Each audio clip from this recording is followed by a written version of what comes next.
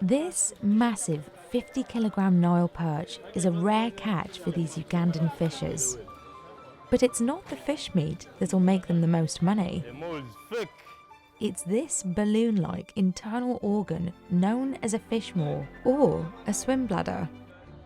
Dried fish maws can sell for up to $800 a pound, but older maws like this one from a large slate cod croaker are valued as high as $4,000 for a single piece. Wegamba esinga obaka nga mene pizza tejja naye kati yafuuka gold kyobola lwaki sigiriya. Fishers sell it to Chinese markets around the world where people eat it for its health benefits and supposed anti-aging properties. But the supply chain in China is facing a big problem. Due to overfishing in Chinese waters, connoisseurs are now looking abroad to places like Uganda for fish maw. The organ is so prized that smuggling and theft are rampant in the industry. So why is fishing for maw worth the risk? And why is it so expensive? Po Wing Hong Food Market in New York City's Chinatown has been selling fish maw ever since it first opened in 1980. Today, it specialises in rare dried seafood delicacies. Sophia Tsao runs this shop with her parents.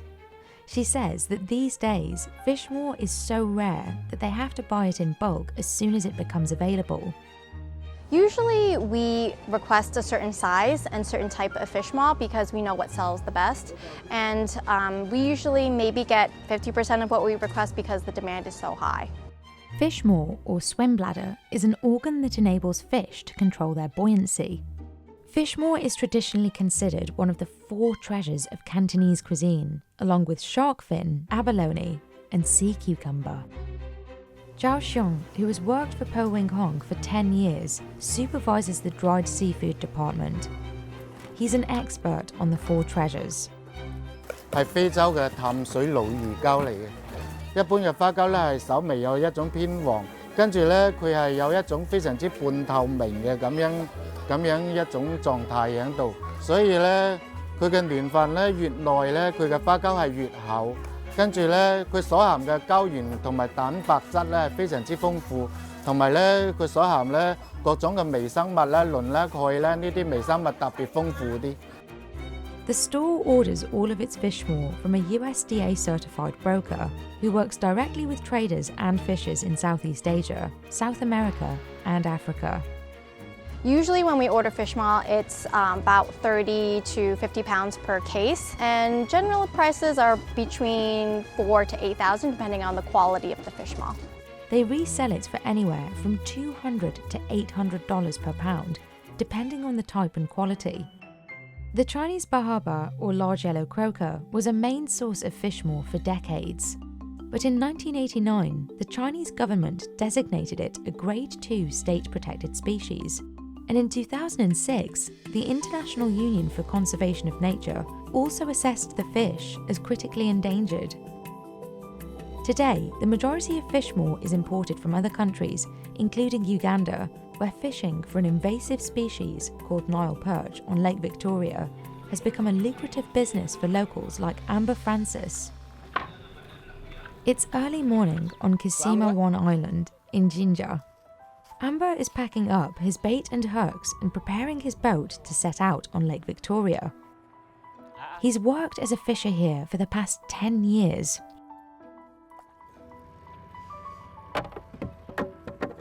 He says Nile perch sold for much cheaper when he first started, before there was demand for the bladders. The islands in the area around Jinja, like Kisima, are used as a base for the estimated 2,000 or so fishers in the area.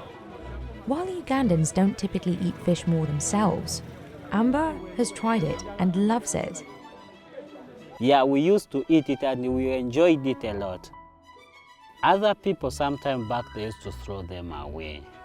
Not until they came to realize that it's tasty, it's good. That's when they started to consume it. Amber says he can make around $4,000 a month selling fish maw to traders, depending on the size of his catch.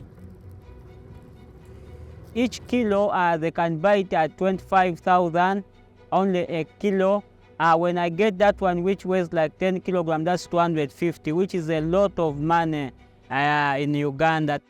But finding the biggest fish requires some special tricks and knowing where to look. The weather right now is good for fishing, but in 2 to 3 hours, actually, the water will be rough.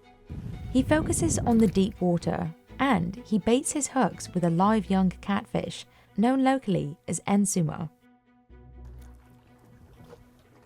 If the water is too cold, the ensuma can die instantly, and Nile perch won't go after dead fish.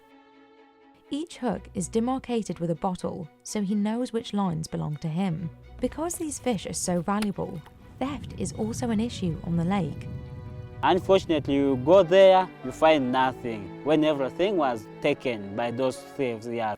Once he's baited his lines, he leaves them in the water and returns to the island to rest until evening.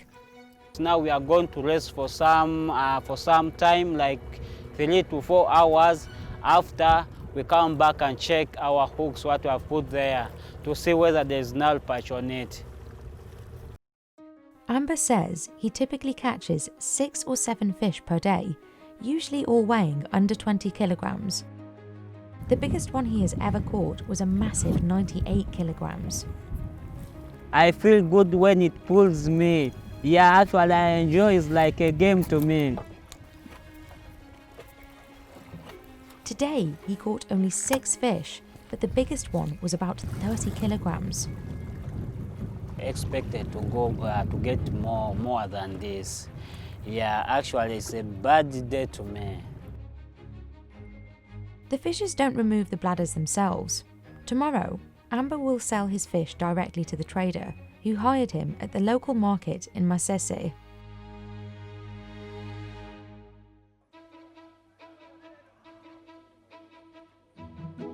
Amber's boss is Hakim Magumba, who has been working in the fishing industry for about 23 years.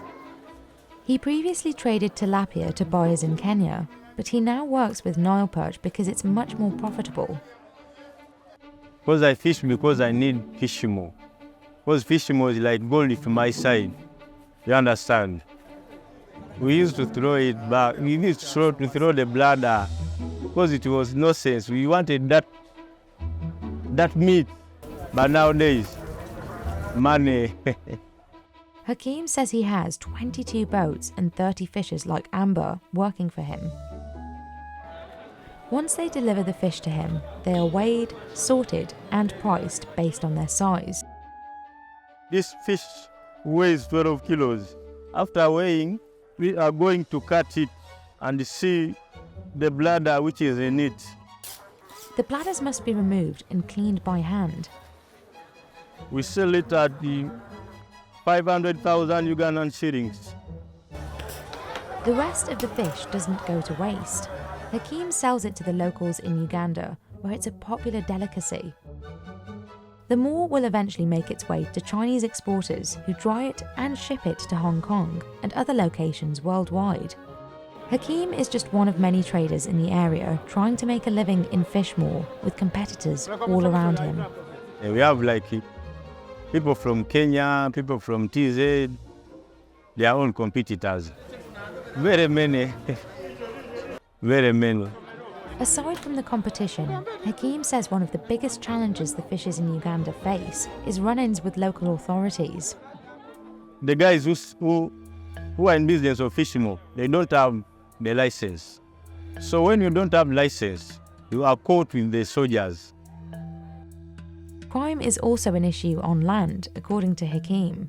He says some of his colleagues have been robbed while transporting their goods to Chinese buyers. Theft is too much. Mostly on the roads when you're taking it to the Chinese. And getting into the industry is costly. Not everyone can afford the initial investment of equipment, which includes a government-licensed boat, an engine, plus regulation hooks and bait. Yeah, actually it requires a lot of capital, yeah, to deal in fishing Nile perch. Like me as a fisherman, just one boat I require like 15 million shillings. Overfishing has already been detrimental to many fish species around the world. A large croaker in Mexico's Gulf of California called the totoaba is now in danger of extinction due to the fish maw trade. But this fish, often dubbed the cocaine of the sea, is still illegally trafficked into China. In April 2023, US Customs seized $2.7 million worth of totoaba fish maw hidden in a shipment of frozen fish fillets in Arizona. Even so, demand for fish maw is not slowing down. On a weekday morning at Po Wing Hong, the aisles are as busy as ever, with customers scouring the shelves for dried seafood products as soon as they open. While fish maw is more popular among the older generations, Sophia says younger people have started incorporating it into their diets as well. I feel that nowadays a lot of younger people are eating fish maw because it reminds them of dishes that they have in the past, and it's a little bit of nostalgia. Also, they want to embrace their culture and relearn the dishes that are really traditional. And that rare $4,000 fish maw they have on hand, it's so special to Po Wing Hong that it's not even for sale. We keep it just as a keepsake. We just have it as part of our collection.